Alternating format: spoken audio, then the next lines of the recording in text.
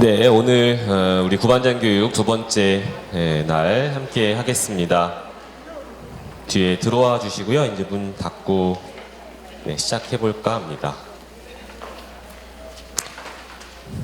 우리 12페이지에 있는 시노드 할 때 하는 시작기도 함께 바치면서 시작하겠습니다. 성부와 성자와 성령의 이름으로. 주 성령님, 저희가 주님의 이름으로 함께 모여 주님 앞에 있나이다. 주님만이 저희를 이끄시니 저희와 함께 하시고 저희 마음에 머무소서. 저희가 나아갈 길을 보아주시고 해야 할 일을 가르치소서. 나약한 죄인인 저희가 정의를 외면하여 논란을 일으키지 않게 하시고 무지의 오류에 빠지지 않게 하소서. 또한 아무도 차별하지 않게 하소서. 저희가 주님 안에서 하나 되어 영원한 생명의 길을 함께 걸어가게 하시고 저희가 언제나 진리를 따르며 의로움을 찾게 하소서. 성부와 성자와 함께 영원히 친교를 이루시며 언제 어디서나 저희를 도우시는 성령께 이 모든 것을 간청하나이다. 아멘. 성부와 성자와 성령의 이름으로. 안녕하셨습니까? 네, 한 달 만에 또 이렇게 만났습니다. 한 달 동안 뭐 변한 게 좀 있나요? 여러분들 뭐 변하신 게 있어요? 사순절 잘 시작하시고 내 마음에, 내 주변에, 내 이웃이 또 내가 변한 게 좀 있습니까? 없죠? 없는 게 좋은 거예요, 그죠? 네, 없는 게 좋은 겁니다. 없는 게 좋은 거예요. 네, 뭐 변화가 너무 또 심각하게 있으면 안 되죠. 그냥 사는 건데. 네, 뭐 저도 뭐 특별히 변화 없고요.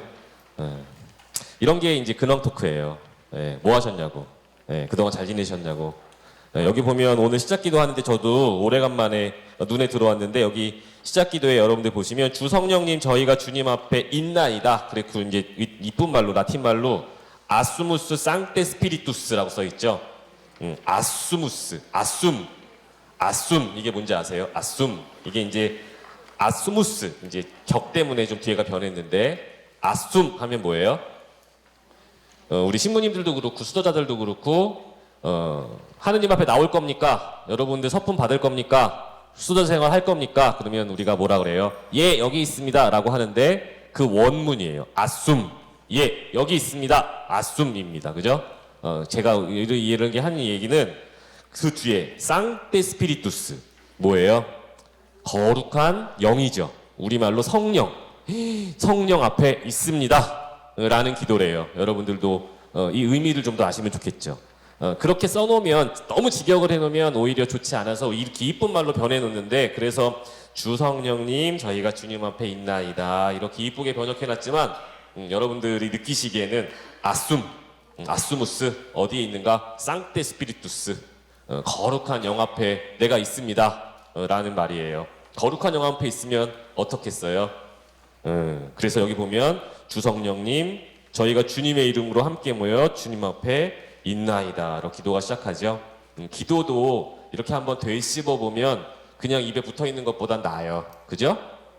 여러분들도 한 번쯤 이쁜 말이니까 우리가 이렇게 맨날 한글로 들으면 맨날 듣던 말이라 일로 들으면은 그 말이구나 하고 나가요. 예, 원래 복음도 그래요. 그죠?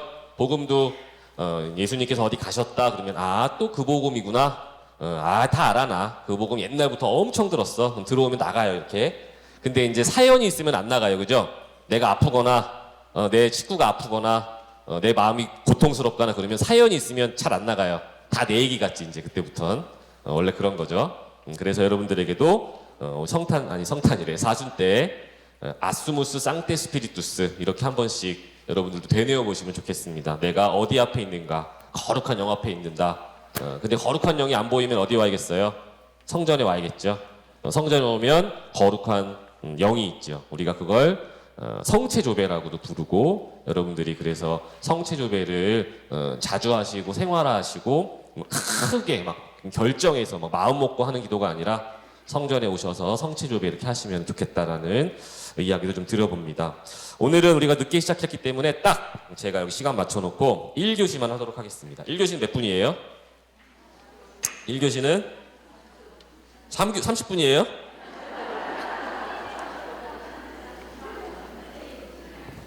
일단 30분 눌러놓고 시작해야겠다. 네. 제가 45분을 눌러놓으면 또 한 1시간 할 것 같아서 30분 눌러놓고 그때부터 긴장해서 10분만 하고 끝내야 되겠다. 여러분들도 짧은 거 엄청 좋아하는구만. 저도 짧은 거 제가 더 좋아해요. 제가 짧으면 제가 제일 좋지 뭘. 하는 사람이 원래 제일 좋은 거예요. 학생들이 착각하고 있는 게 있는데 방학하면 제일 좋은 게 선생님들이에요. 저 엊그저께 이제 개강했잖아요. 저 신학교 강의 가는데 이제 교수니까 제가 이제 강의를 목요일 날 해요. 근데 어제는 입학식이라고 오지 말래요. 얼마나 좋았는지. 아유 그냥 목요일 날 오전이 천국 같았어요. 그런 날이죠. 다음 주 목요일부터는 이제 학교 가야 돼요. 제가 더 힘들어요. 짧게 합시다. 짧게 굵게 합시다. 여러분들 우리가 지금 시노달리타스를 하고 있어요. 그래서 지난 시간에 했던 이야기를 잠시만 한번 되짚어보면 신호도스라고 있죠. 신호도스, 그죠? 시노드가 그리스 말 이쁜 말로 신호도스. 그래서 신하면 함께, 호도스 하면 길이다. 그래서 함께 가는 길이다라는 이야기로 시작을 했죠. 여러분들 함께 가는 길이라면 누군가를 느껴야 하는 거예요. 누군가를 옆에 두어야 함께 갈 수 있죠. 나 혼자는 가는 길이 함께 가는 길이 될 수 없죠. 누군가를 옆에 두어 봐야 되는데 한 달 정도 우리가 신호들을 강의를 하고 살아보셨는데 내 옆에 누가 감동스럽게 아니면 내 마음에 설레이게 아니면 내 마음이 뿌듯하게 누군가 스쳐 지나간 누군가가 있는 분 한번 손 들어보세요. 난 한 달 동안 누군가 함께 걸어본 것 같다. 누군가 함께 걸어본 것 같다. 그래도 몇 분 있어요. 있습니다. 이제 번쩍번쩍 손 드셔도 돼요. 어차피 뭐 부끄러운 게 어디 있어요, 그죠? 좋은 건 부끄럽지 않아도 돼요. 뭐 나쁜 것도 덜 부끄러워도 돼요. 나쁜 것도 자꾸 부끄러워하면 버릇돼요. 자꾸 드러내야죠, 그죠? 자꾸 드러내서 그런데 드러낼 때 괜히 내 남편한테 드러내가지고 싸우지 말고 누구한테 드러내요? 내 스스로에게 그리고 하느님에게, 그죠? 하느님이 그럴 땐 편해요. 남편보다 아들 딸보다 편한 게 하느님이에요, 그죠? 하느님과 어제 에스테리 그러잖아요. 에스테르기 기도, 에스테르기 4장 아주 드물게 나오는 독서인데 어제 그러잖아요. 저희 주님 외로운 저. 에스테르가 그러죠. 외로운 저. 그 외로움이 어떤 외로움이에요? 하느님과 둘이 있어서 행복한 외로움이에요. 사수는 그게 필요해요. 여러분도 외로움이 필요합니다. 어떤 외로움인가? 행복한 외로움. 근데 누군가 내 옆에 있어서 없어서 외롭고 안 외로운 게 아니라 하느님과 단 둘이만 있어서 외로운 게 필요하죠. 그 외로움을 웃으면서 즐겁게 밥 잘 먹어가면서 느껴보라는 거죠. 그게 사순식의 은혜로운 때예요. 그래서 여러분들 마음속에 나도 모르게 굳어있던 뭉쳐있던 무언가가 꿈틀꿈틀거려서 하나만 변해도 그게 얼마나 행복한지 느껴보라는 거죠. 내 스스로에게. 내 스스로에게 먼저 행복해야 되고 내 스스로에게 먼저 웃음이 지어야겠죠. 그래서 그 웃음이 깔뜩깔뜩 차서 넘쳐서 내 가족한테 가야 돼요. 억지로 웃음을 만들어내면 평생 고생이죠. 여기 막 쭈글쭈글해져요. 그죠? 막 얼굴도 미워집니다.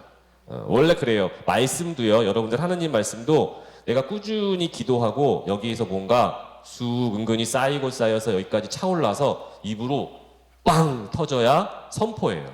여기 아무것도 없는데 괜히 폼 잡고 선포한다 그러면 다 알아요. 옆에 사람들이. 우리 신부님들도 마찬가지예요. 신부님들도 저도 가끔 찔리는데 기도 안 할 때는 기도 안 하고 미사 때 올라가가지고 사랑하라고 그러고 용서하라고 그러고 있는 여기 차오르지도 않은 말 여기서 만들어가지고 하면 미사 끝나고 내려올 때 굉장히 부끄러워요. 그런데 저도 가슴에서 무언가 저 대장으로부터 그죠? 단전으로부터 쌓여서 여기 깔딱깔딱 사랑한다는 말도 깔딱깔딱 해서 빵 터져야 진심이지 나 사랑한다고 해야지 그냥 사랑해 사랑이에요? 아니란 말이죠. 뭔가 차올라서 선포될 때 뭔가 터질 때 그때가 우리에게 선포죠. 그러한 이야기들이 우리의 대화가 되면 좋겠다라는 거죠. 그게 바로 우리 시노드의 중요한 핵심 중에 하나가 되죠. 그래서 여러분들에게 지난 시간에 우리 시노드는 이런 얘기했습니다. 시노드는 교회를 활성화시키고자 하는 것이 아닙니다. 우리가 교회를 활성화시키고자 하는 개혁, 변혁은 아닙니다. 절대 아닙니다. 그럼 무엇인가? 우리는 지금 교회를 어떻게 하는 건가? 정상화시키는 중입니다.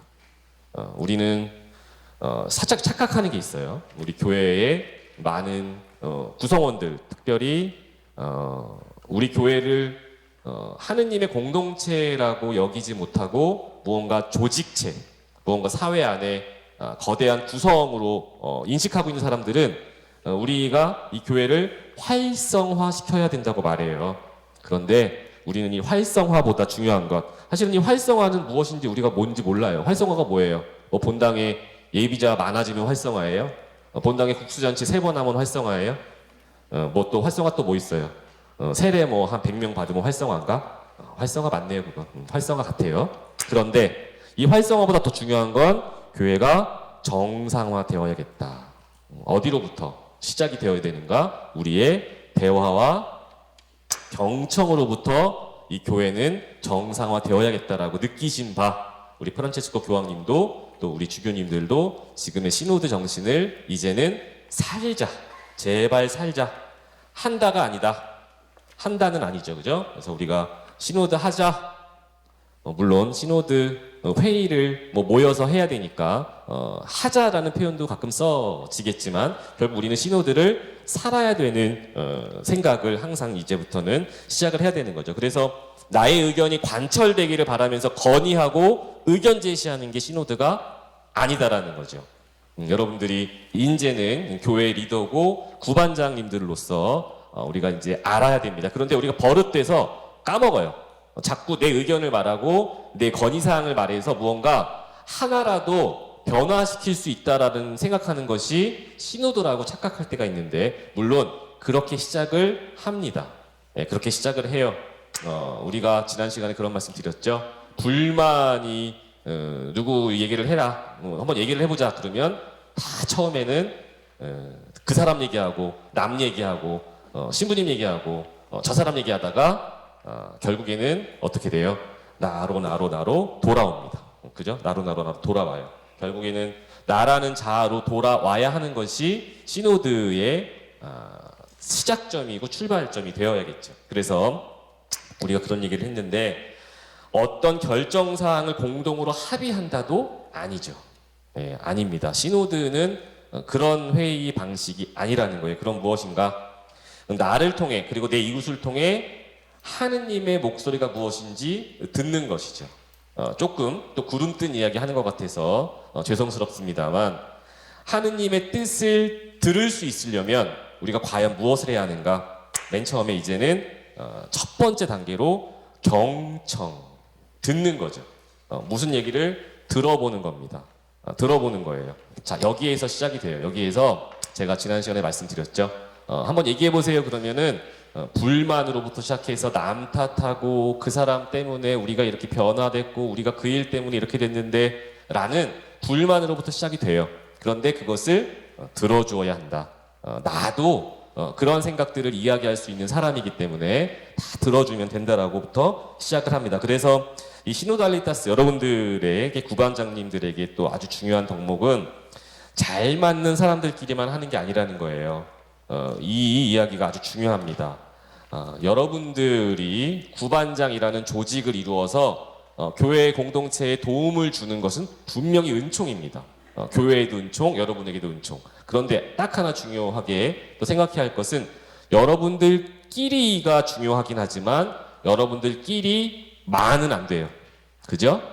여러분들끼리 잘해야 되는 건 좋아요. 그런데 여러분들끼리만 모여있느라 다른 사람들이 그 안으로 들어오지 못한다면 그것 또한 폭력이에요.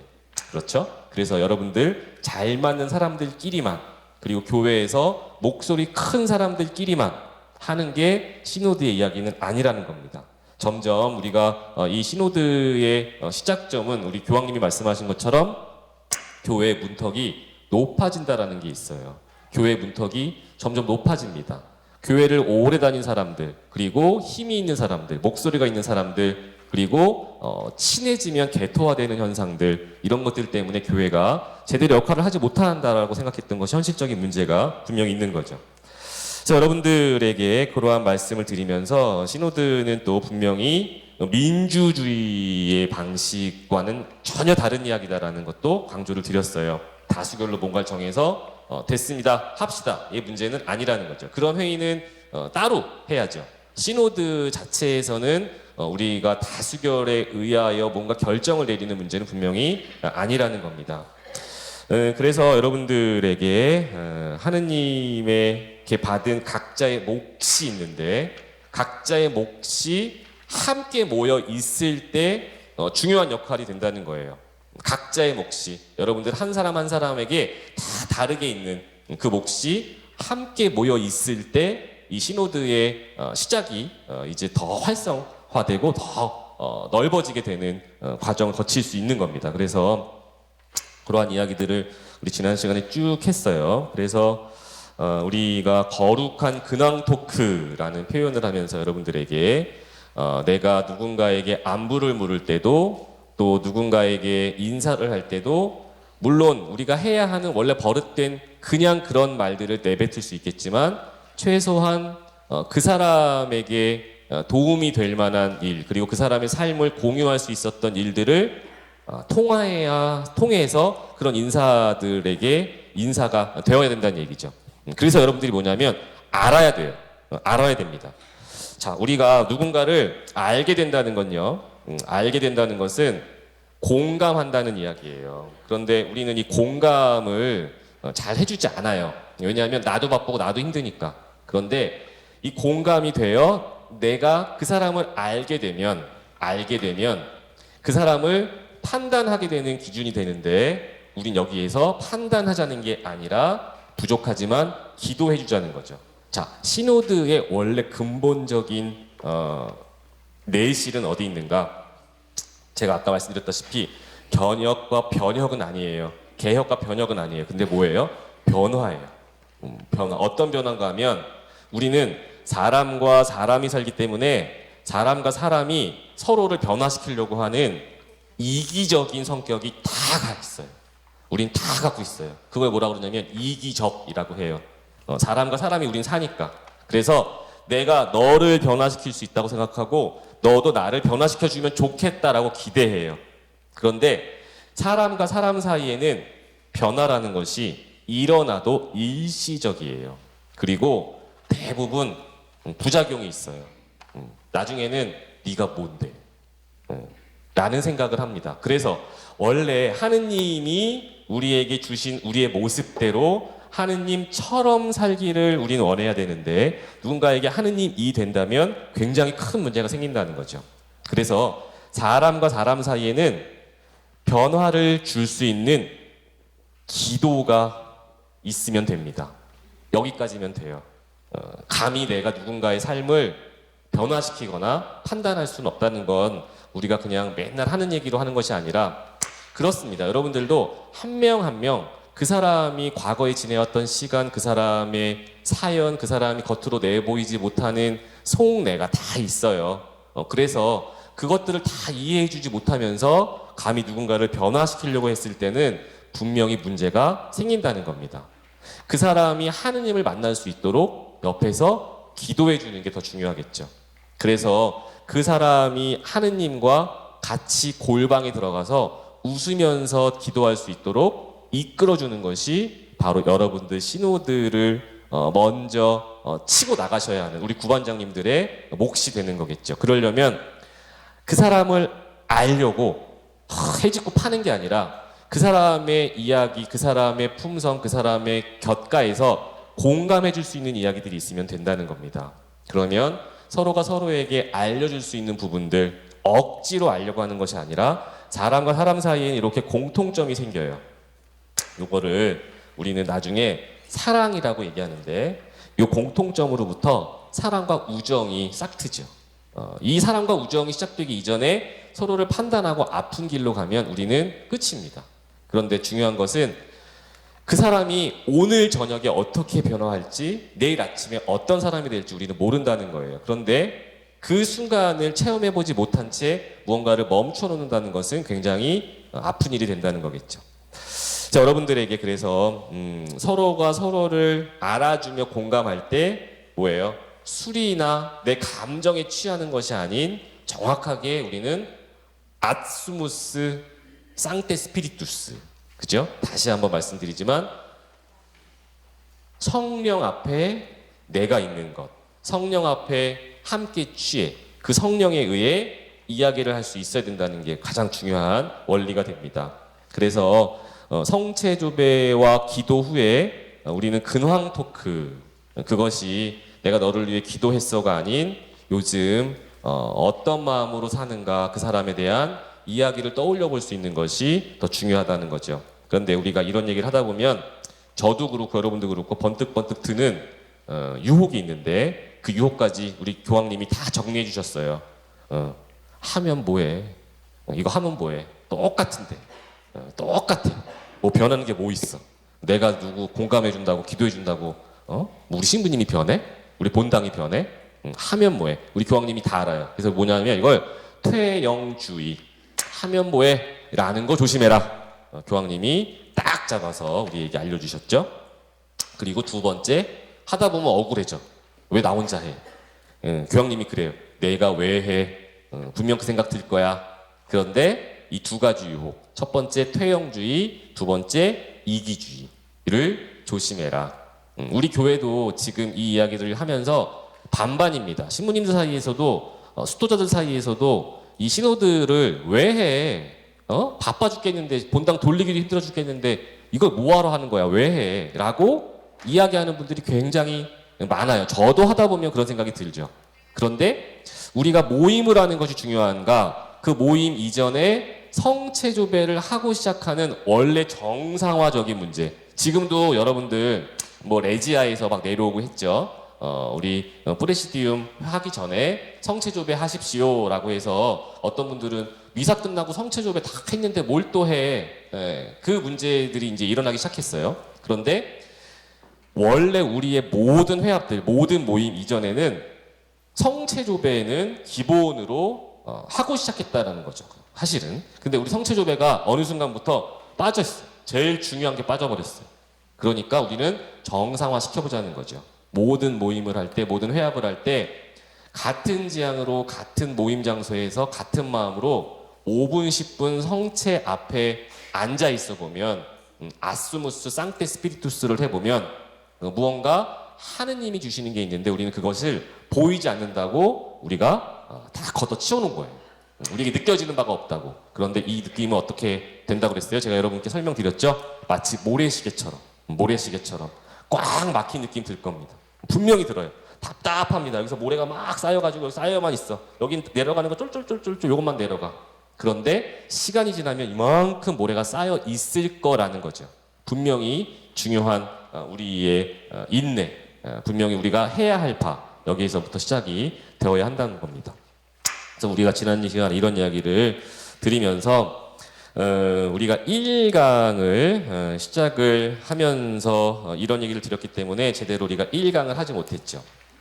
여러분들 1강을 한번 펴볼까요? 우리가 이 교재를 좀 볼 필요가 있습니다. 여러분들이 이 교재를 통해서 구반장들 모임도 하시고 이제 반모임도 슬슬 하시는 본당이 생기고 있죠. 여러분들 혹시 반모임 요즘에 이제 돌아가는 본당 있습니까? 그래도 반모임이 좀 옛날처럼은 아니지만 그래도 이제는 모여서 형태를 갖추고 있다. 있습니까? 좀 애매하죠. 그 형태가 뭔지 잘 모르니까요. 그래요. 제가 다음 교육 때 이럴 때는 여러분들 이야기도 좀 들어볼 거예요. 사실은 지금 우리가 구반장들이 이렇게 모여 있는 이유는 서로 어떻게 지내고 있는지 구반장님들로서 아니면 구반장들로 인하여 어떤 모임들이 그리고 어떤 신호들이 그리고 어떤 변화들이 일어나고 있는지 서로 알아가야 되거든요. 그래야 되는데 저도 사실은 그래서 이따가도 제가 강의가 오늘 짧기 때문에 모르겠지만 다음 시간부터는 한 번씩 무선 마이크를 좀 돌려가면서 그 본당에 있었던 일들 또 함께 하는 일들, 왜냐하면 1과부터 시작되는 것이 무언가 내 본당에 어떤 사람이 있는지 알아보세요. 내 본당에 어떤 봉사단체가 있는지 한번 알아보세요. 라고 하는 질문으로부터 시작합니다. 서로가 서로에게 관심을 가지라는 얘기죠.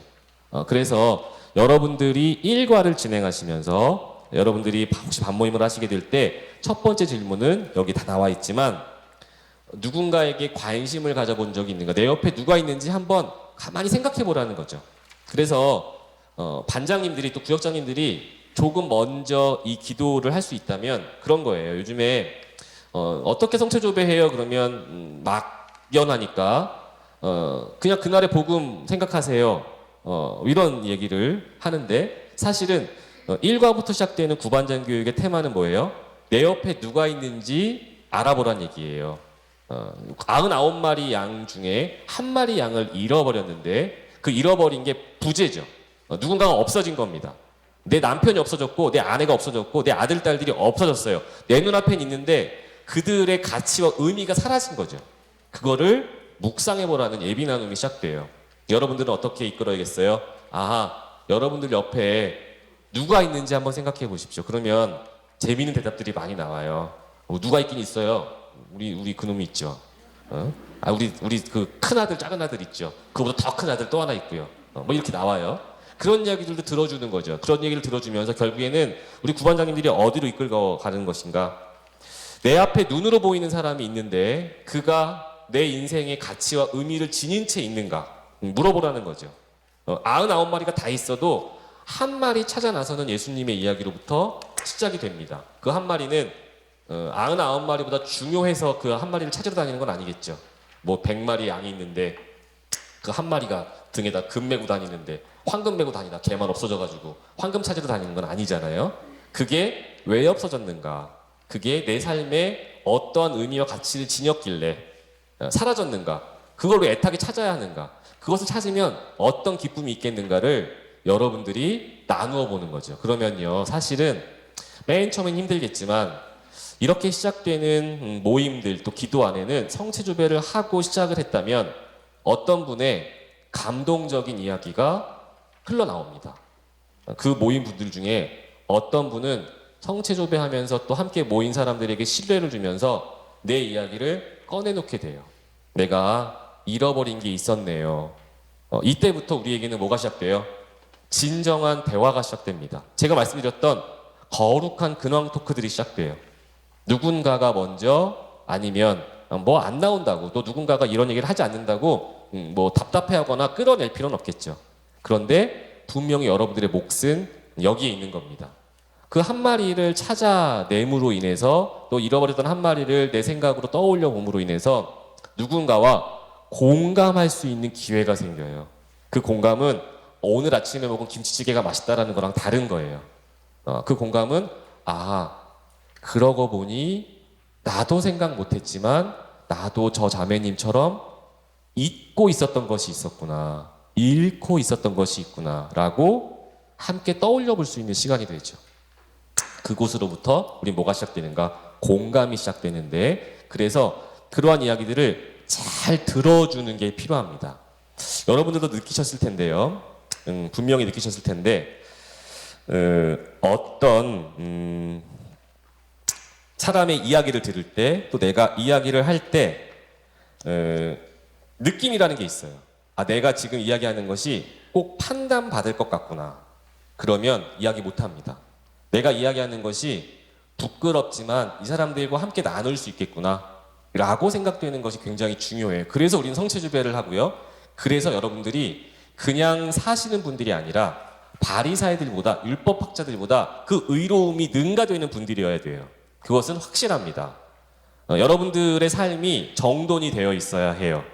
여러분들이 봉사자로서 여러분들은 내가 두 발 벗고 나가서 성당에 가 있는 것만으로도 우리 신부님 감사해야지 무슨 말이에요 라는 것은 표면적으로 우리끼리 하는 말입니다. 여러분들도 준비되어 있어야 합니다. 그래서 더 평림이사를 뭐 매일 나가서 십자가의 길을 매일 돌고 있고 이러한 표면적인 것도 중요합니다만 여러분들이 먼저 사람들의 마음을 신뢰되게 만들 수 있고 얻을 수 있는 분들이 되어야겠죠. 그것은 어디서부터 나오는가? 영적인 얘기부터 나옵니다. 분명히 여러분들도 준비해야 할 것이 분명히 있어요. 그래서 원래 사람들은 경청할 때 우리는 무엇을 해야 하는가? 관상적 경청이라는 말이 있어요. 우리는 한 번 더 나아가야 합니다. 사람들이 그냥 들어주는 것은 내가 판단받을지, 내가 이런 얘기를 하면서 부끄러워야 될지 여러 가지로 어려운 중에 꺼내놓는 이야기가 될 수 있도록 이야기들이 그냥 쓱 흘러가고 술자리에서 흘러가듯 아니면 커피 먹으면서 할 수 있는 그런 가벼운 경청이 아니라 여러분들이 해줄 수 있는 경청은 무엇이 되어야 되는가? 관상적 경청이 되어야 됩니다. 이 경청은 무엇이냐면 귀만이 아니라 생각과 마음과 자세까지도 상대방에게 집중해 주는 것이 중요해요. 그리고 내가 살면서 여러분들이 구역장님으로서 반장님으로서 물론 봉사자인 것도 중요해요. 나 아니면 안 된 것도 중요해요. 그리고 내가 혼자 청소 나오고 혼자 봉사하고 내가 나 아니면 우리 신부님 어떻게 하나라는 마음도 중요해요. 그런데 이것보다 더 중요한 게 뭐냐면 여러분들의 내적인 에너지입니다. 힘이에요. 누군가에게 잘 보여주라는 말이 아니라 내가 내 영적인 삶을 또 내 내적인 삶을 내 뭐 외적으로 뭐 이런 얘기 드리면 뭐하지만 뭐 내 어릴 때 뭐 어떤 과거가 있고 내 엄마 아빠가 어땠고 지금 내 남편이 누구고 뭐 이런 것들 때문에 고통받고 내가 복잡한 삶을 살고 이러한 문제를 드러내려는 것은 절대 아닙니다.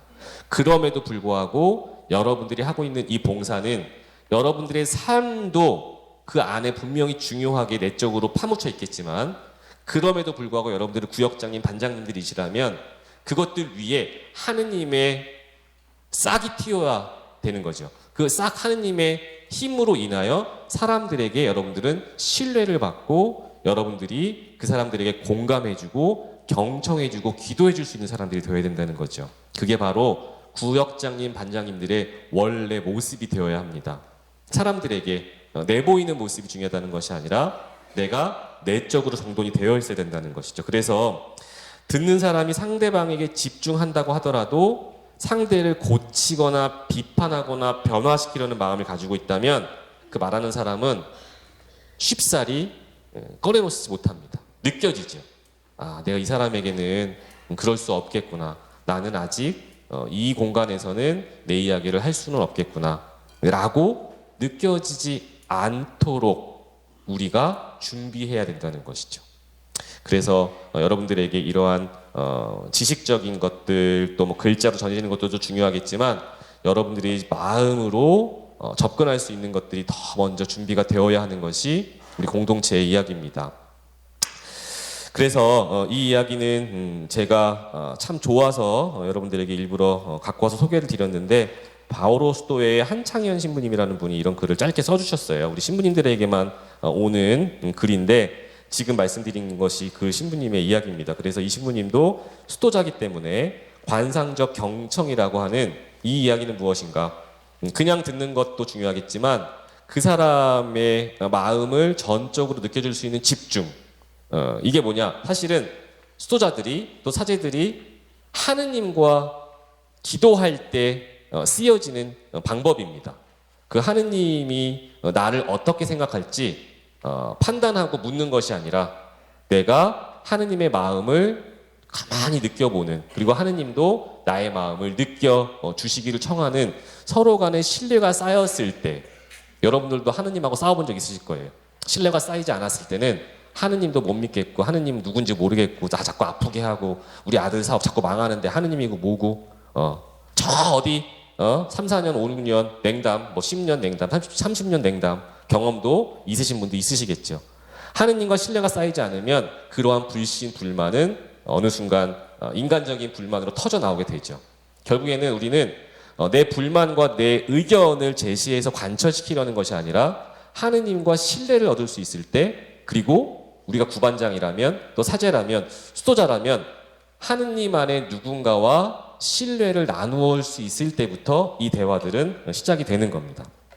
그래서 여러분들에게 오늘 짧게나마 경청이라는 말로 이야기가 되어야 되는데 자, 듣다라는 말, 경청이라는 말은요 구약 성경에 약 1000번 넘게 나옵니다.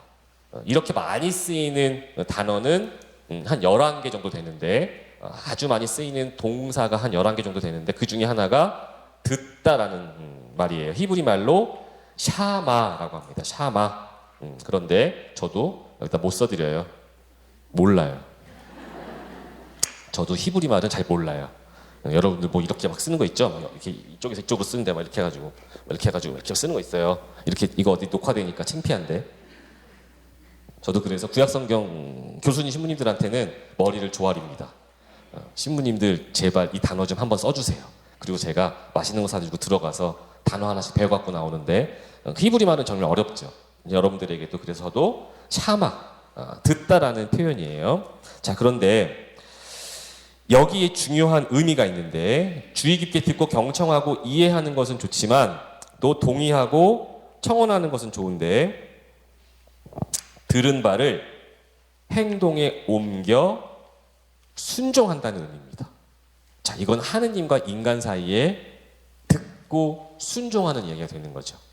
자, 여러분들도 근데 생각을 한번 해보세요. 내가 뭔가를 들었어요. 그런데 순종하게 되는 것, 그것이 쉬운 것인가? 제가 여러분들께 그래서 원래는 뭐 번역상에는 큰 문제가 없겠지만 제가 두 가지 나누어서 얘기를 가끔 드려요. 뭔가 들었어요. 자, 들었는데 두 가지 태도를 우린 취합니다. 하나는 순종하는 태도예요. 또 하나는 복종하는 태도입니다. 자, 나는 하느님께 순종하는 삶을 사는가, 복종하는 삶인가? 지금 이것은 모두 뭐냐면 나를 알아가는 과정이에요. 왜냐하면 내가 정돈이 되어야, 내가 나를 알아야, 내가 하느님과 관계를 진실로 맺어야 내 주변에 사람들이 생기겠죠. 자, 여러분들 그래서 무언가 들렸습니다. 하느님의 뜻, 하느님의 말씀, 또 내지는 누군가의 이야기가 들렸을 때 나는 순종하는가 아니면 복종하는가? 순종은 무엇인가? 내 의지가 그리로 자연스럽게 이동하는 겁니다. 아, 맞습니다. 그렇습니다. 그래서 내 의지가 자연스럽게 그리로 이동하게 되는 것이 순종이죠. 자, 그런데 복종은 무엇인가? 뭐 하느님의 말씀을 듣긴 들었습니다. 잘 들었어요. 그런데 알았다. 한번 해보자. 까짓 거. 죽기 아니면 까무러치기지. 하느님 말씀 들었으니 내가 한번 해본다. 오늘 남편 들어와. 내가 이뻐해줄게. 아들 너 한번 들어와. 오늘 들어와. 엄마가 너 오늘 이뻐해준다. 자식아. 하느님이 한번 해보란다. 그게 뭐예요? 내 마음에 자연스럽게 생기는 의지로 행동되는 것이 아니라 나의 애써야 하는 마음, 무언가 자연스럽지 못하게 흘러가야 하는 마음들이 포함되는 것이 바로 복종입니다. 여러분들이 이 순종, 그래서 처음으로 하느님과 믿음의 관계를 맺은 사람으로부터 우리는 성조라는 말을 쓰면서 아브라함의 이야기를 떠올려 올 수 있죠. 아브라함과 야곱과 이삭이 우리에게 왜 성조가 되는가? 처음으로 모든 의지, 순종했던 사람이죠. 그래서 하느님은 아브라함을 믿게 되었습니다. 하느님과 아브라함은 그래서 처음으로 1대1의 관계가 시작이 되었죠. 이 순종과 복종의 차이는 그래서 굉장히 큽니다. 여러분들에게 하느님의 말씀에 순종하십시오라고 저도 요구하지 못해요. 왜냐하면 우리는 완벽히 순종할 수 있기는 좀 힘들 겁니다. 그럼에도 불구하고 알아야죠. 여러분들이 지금 하고 있는 기도의 방식, 그리고 여러분들이 하고 있는 삶의 방식이 나는 순종하고 있는가 아니면 복종하고 있는가. 여러분들이 혹시나 30년 동안, 50년 동안, 60년 동안 누군가에게 아니면 하느님에게 복종하고 있었다면 여기에 뭔가 답답한 응어리가 하나씩 있을 거예요. 어쩔 수 없죠. 하느님에게도 마찬가지예요. 하느님의 말씀도 내가 자꾸 하느님과 타협하려 하고 거래하려 하고 하느님에게 느끼는 바 내 삶에 이루어지지 않는 것들을 되새김으로 하느님께 그래 내가 사는데 하느님이 한번 해보라는데 까짓 거라고 드는 마음들이 너무 오랫동안이면 너무 많으면 사실 하느님에게도 응어리가 지죠. 그 문제는 분명히 우리가 한 번쯤 짚고 넘어가야 됩니다. 그래서 이 샤마라는 동사를 통해서 우리는 들은 바를 움직거릴 수 있겠다. 움직이는 거죠. 사실은 이 움직임이 굉장히 어렵습니다. 왜냐하면 두 가지 때문에 어려운데 내가 살던 대로 사는 게 제일 편하니까. 그리고 두 번째는 내가 변하고 싶지 않으니까. 사실은 우리가 살던 대로 사는 게 제일 편해요. 그런데 살던 대로 사는 걸 사순 동안 40일 기간 동안만이라도 되짚어보자는 거예요. 365일 중에 예수님이 저 십자가 위에서 왜 저렇게 한 해마다 1년마다 한 번씩 나 죽는다고 자꾸 그러시고 나 가시관 썼다고 그러고 나 이제 십자가 못 박힐 거라고 그러고 성삼일 되면 자꾸 오라고 그러고 왜 그래요? 나 아프니까 니들 와서 나 위로해줘는 아니에요. 예수님이 왜 고통받으시는가? 여러분들도 365일 중에 40일만큼은 아니 혹시 안 되면 열흘만큼만이라도 아니 안 되면 4일만큼만이라도 내가 굳어 있었던 내가 살면서 나도 모르게 아주 탄탄하게 또 견고하게 누군가에게 어떤 모든 굳어 있는 마음들이 있는가에 대한 이야기를 떠올려 보라는 것이죠. 그 마음은 뭐예요? 그 마음은 사실 우리에게는 굳어 있는 버릇된 마음들이지만 결국 우리가 지금 가장 연약한 부분이에요. 그래서 여러분들의 유혹은 여기로 옵니다. 잘 내 마음에 굳어 있고 모르겠는 내가 왜 자꾸 저 사람과 문제가 생기는지 왜 반복적으로 이런 일들이 벌어지는지 왜 고해서만 들어가면 나는 똑같은 죄를 목소리만 변형해서 갖고 고해해야 되는지 우리 신부님 없는 날 나 똑같은 죄 빨리 또 고해야지 손님 신부님은 내 얘기 처음 듣는 거겠지 마음 편하게 오늘은 고해야겠다 잘 됐다 시원하다 왜? 평생 그 부분이 내 약한 부분이라 그래요. 유혹은 어디로 와요? 그리로 와요. 유혹은 그래서 가장 나에게 심지가 굳어 있고 나는 이 마음으로 살았어. 나는 그래서 엄마야. 나는 그래서 아빠였어. 나는 그래서 30년, 50년, 60년 동안 이 마음을 내가 굳게 지키며 살았는데 내가 누구한테 이 마음을 변화해? 내가 이 마음을 어떻게 줘? 라고 했던 부분이 가장 내가 세다고 생각했던 부분에 가장 약한 부분이 있습니다. 그래서 항상 유혹은 악마는 뿔나가지고 도깨비 들고 여러분들 쫓아다니는 악마가 아니죠, 그죠? 그 악마 아니에요. 악마는 뭐예요? 성경에서 제 이야기 자주 들으셨으니까 이제 아셔야죠. 여러분들을 혼란스럽게 하는 존재. 여러분들을 다시 생각하게 하는 존재. 그래서 뭐예요? 첫 번째 질문, 정말이냐라고 물어보는. 하느님이 너 그렇게 해줬다는데, 하느님이 다 줬다는데 정말이야? 라고 물어보는 그 시점에 나도 모르게 먹은지스럽고 소담스러운 저 사과를 쳐다보게 되는 그 순간 그 사과는 10,000개 중에 하나만 있어도 여러분들에겐 유혹이에요. 왜? 내 평생 그 부분은 가장 나의 연약한 부분이기 때문에 항상 그리로 오죠. 그래서 뭐래요? 유혹은 다시 말씀드리지만 팍 맞짱 떠가지고 내가 이길 거야.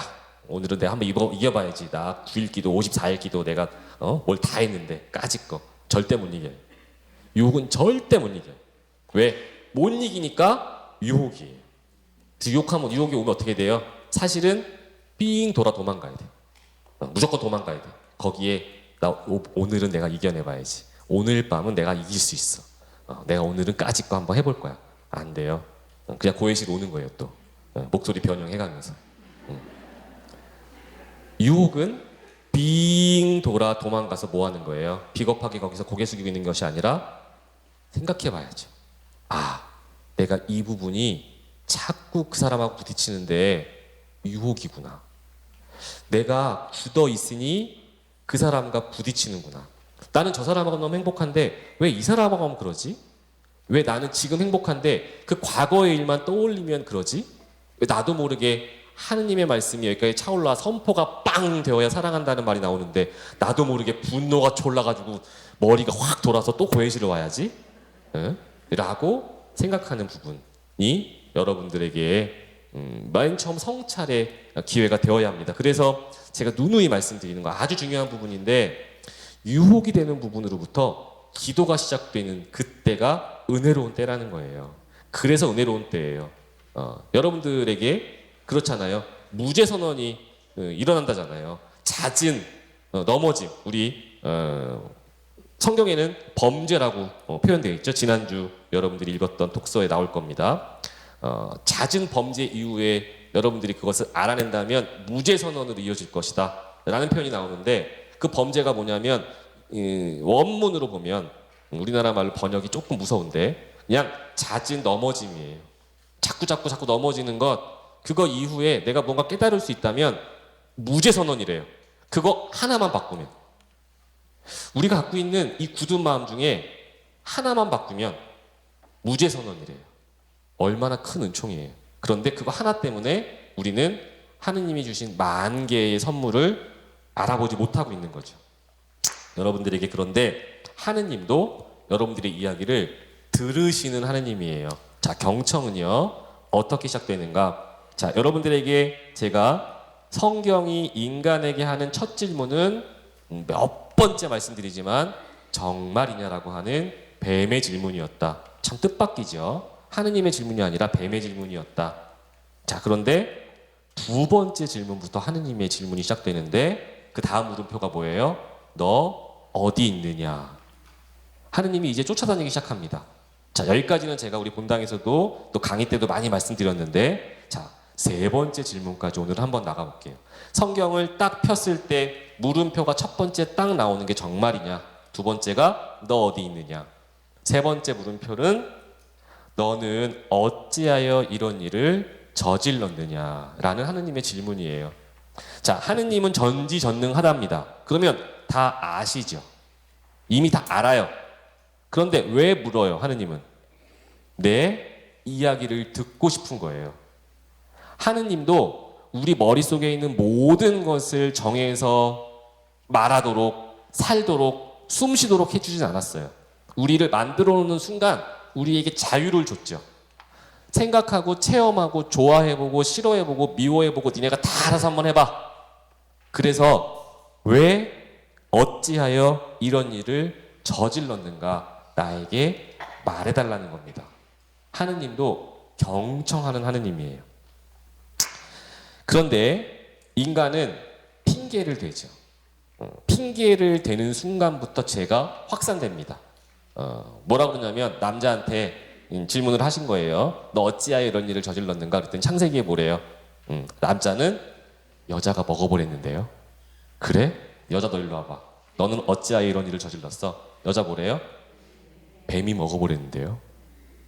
그러니까 하느님이 뭐래요? 일단 열받으니까 일단 뱀한테 막 뭐라 그래요. 그죠?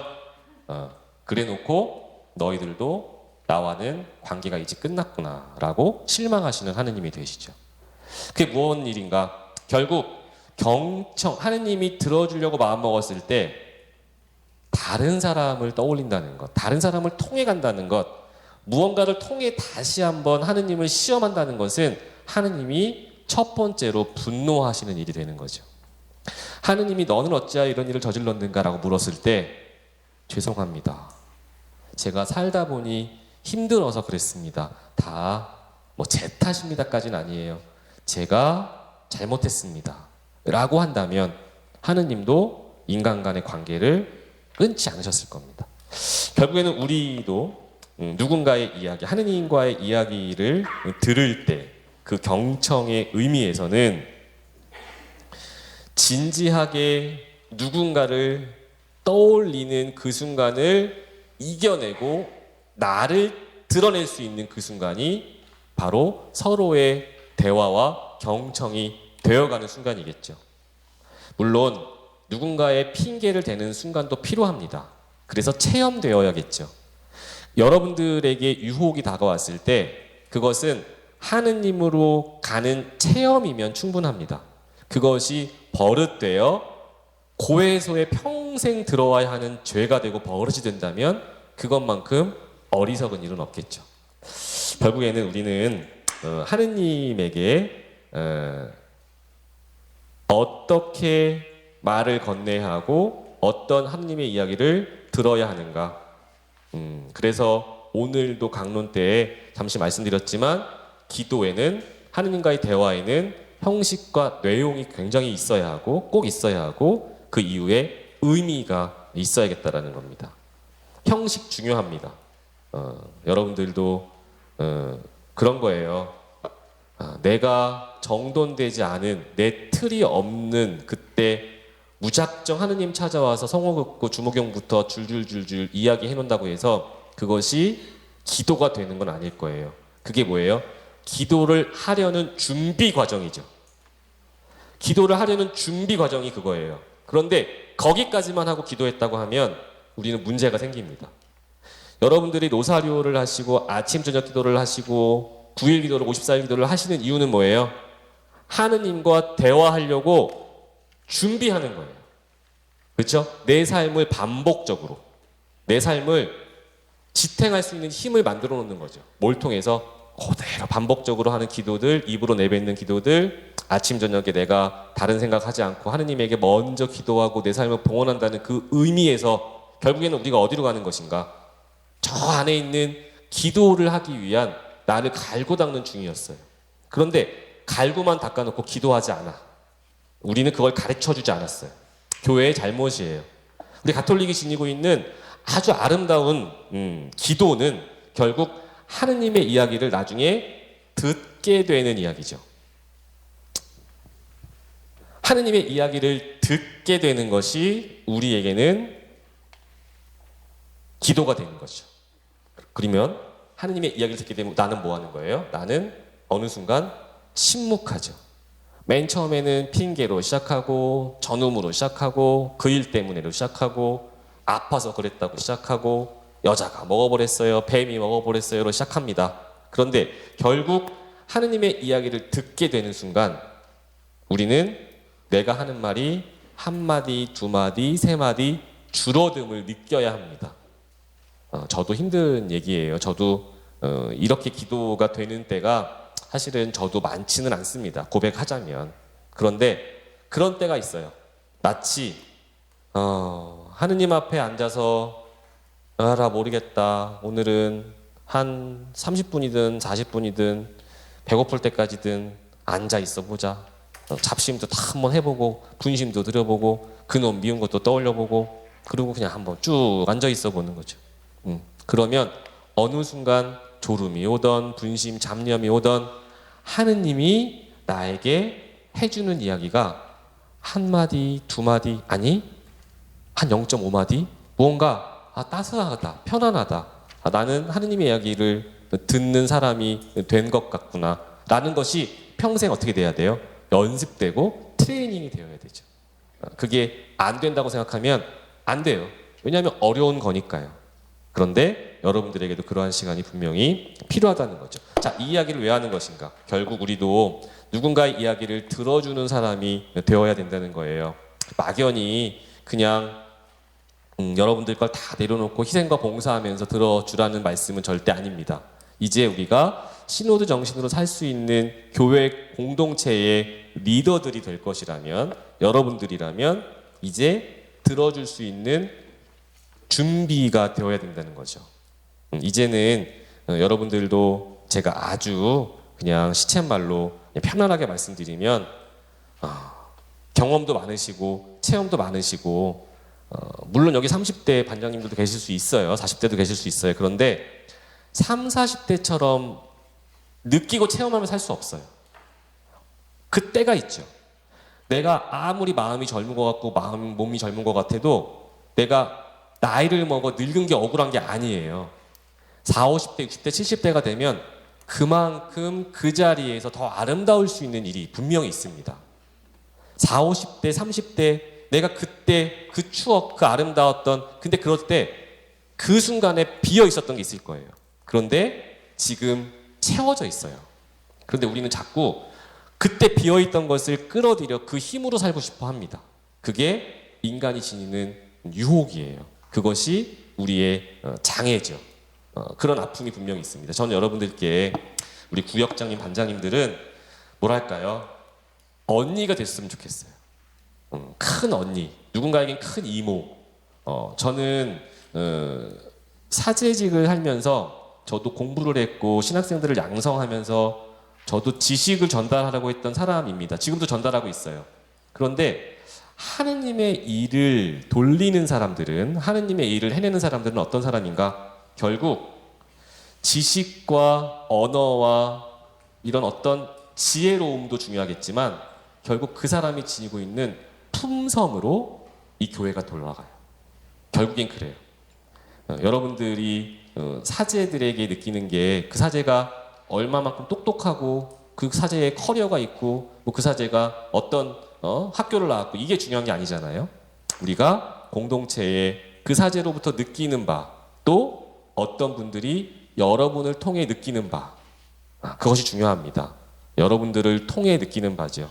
우리 신부님들, 수녀님들, 여러분들 모두가 나를 통해 누군가가 느껴내는 것들이 중요한 사람들이에요. 그러면 내가 어떻게 되어야겠어요?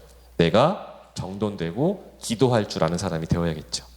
분명히 오늘 그런 것들이 필요합니다. 그래서 여러분들에게 오늘 정말이냐?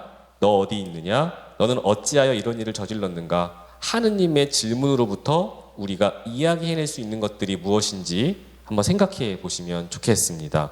그래서 여러분들도 핑계를 대고 제가 먹어버렸어요, 쟤 때문에 그랬어요 라고 하는 시간을 얼른 거치시고 우리도 누군가 이야기를 들어줄 수 있는 그 사람이 되어야 한다는 것, 여러분들에게 중요한 일이 됐으면 좋겠습니다. 오늘 제가 벌써 45분 넘게 강의를 했습니다. 12시 반 넘어가면 우리 배꼽 시계가 우리를 용서하지 않을 거예요. 그죠? 그래서 여러분들 또 한 달 동안 내가 하느님이 되려고 하는 것은 아니었는가, 하느님처럼 됐으면 좋겠다라는 생각 하시면서 하셨으면 좋겠습니다. 그리고 지난주에도 제가 말씀을 드려다 못 드렸는데 여러분들 오늘은 더 복잡하겠죠? 나가는 길이 더 복잡할 겁니다. 공사를 또 하니까요. 저도 아까 그래서 여기 성당에 좀 간신히 도착했는데 나가실 때 우회전 하셔도 충분히 길이 있습니다. 좌회전만 하시느라고 신호 걸려가지고 저 뒤에 공터에 찾으신 분들 나오는데 막 30분 걸려가지고 막 여기까지 나가지고 내가 구반전 교육 듣고 뭐하고 내가 알게 뭐야 하고 확 화내고 가시고 막 저 봤어요. 봤어요 제가. 그래서 말씀드리는 거예요. 성체 모시고 십자가의 길 다 하고 구반전 교육 다 들었는데 그 막혀가지고 뿔 이만큼 나서 야 하고 나가면 기분 좋아요? 그러지 마시고 나가서 우회전해도 충분히 가는 길이 있습니다. 여러분들 그렇게 가시는 길도 행복하게 웃으면서 가시고 여러분들을 통해서 많은 사람들이 하느님을 느낄 수 있는 함께 걷는 사람들이 생기고 또 다음 달에 배웠으면 좋겠습니다.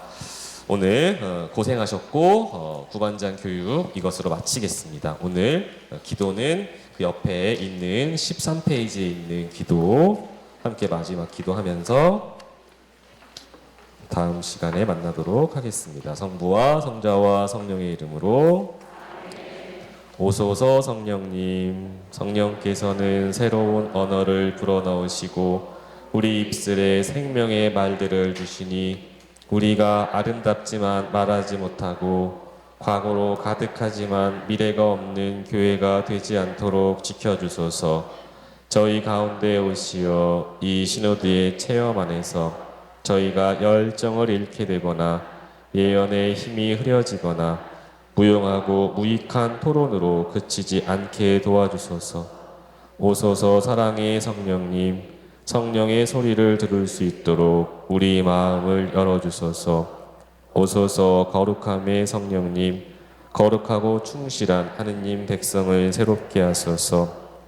오소서 창조주 성령님, 이 세상의 모습을 새롭게 하소서.